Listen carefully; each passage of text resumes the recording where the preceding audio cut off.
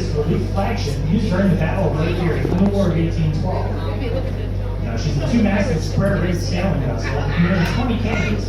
When fully armed, requires over 40 officers and sailors to fully man her.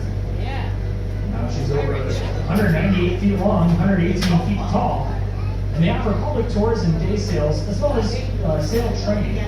Very interesting display, and it's a very nice little tour to do in conjunction with the William G. Mandel. Once again, that's the U.S. Brig Niagara. The Cleveland Browns football stadium, or now named First Energy Stadium, seating 67,000 fans, was built at a cost of $300 million. The stadium replaces the old municipal stadium, which was home to the Browns for 49 years.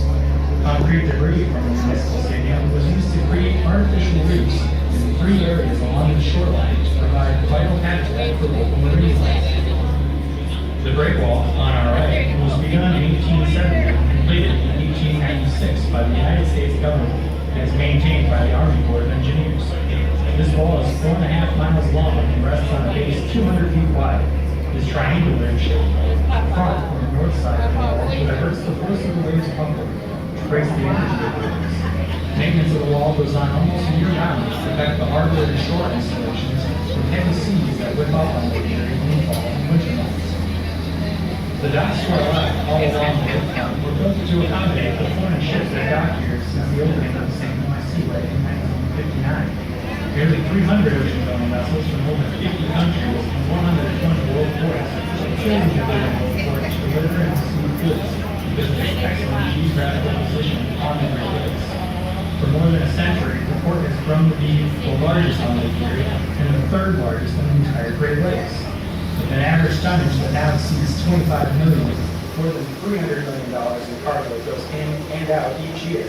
Sheets of iron ore, limestone, steel, and heavy machinery. When the Seaway opened in 1959, one of the boats of the Good Time Cruise Line carried city officials and news commentators who greet the first ship to enter the Seaway. In 2014, the Port of Cleveland began a new era of container shipping by partnering with the Dutch Sleedoff Group to offer regular cargo runs between Cleveland and Northern Europe. The port hopes to gain trade by offering a faster, cheaper, and greener route to Europe by allowing manufacturers to avoid bringing goods to the coast because of Iran. This spring, the Cleveland-York Express was stamped to offer a regular route to India. The large Great Crane on Dock 28 is called the Buckeye Booster. It is one of the largest cranes on any U.S. Great Lakes port, able to lift an enormous 150 tons. Since 1928, the tallest building on the horizon was the Cleveland Union Terminal Tower. This tower rises 1/8 of a mile high, 708 feet above the Union Terminal Concourse. However, the tallest building on the skyline of Cleveland is now the Key Tower building, rising 948 feet and 58 stories. This building now joins many other contemporary structures, including the Erie Key Tower, the Federal Building, the Justice Center, the former EV America Building, and the new Hilton and Cleveland's rapidly rising skyline. Most of the major banks have also built new buildings on East 9th Street, and with the stockbrokers located here, East 9th Street has become Cleveland's financial center. About 50 miles away, from our right front, is where the Battle of Lake Erie was fought during the War of 1812.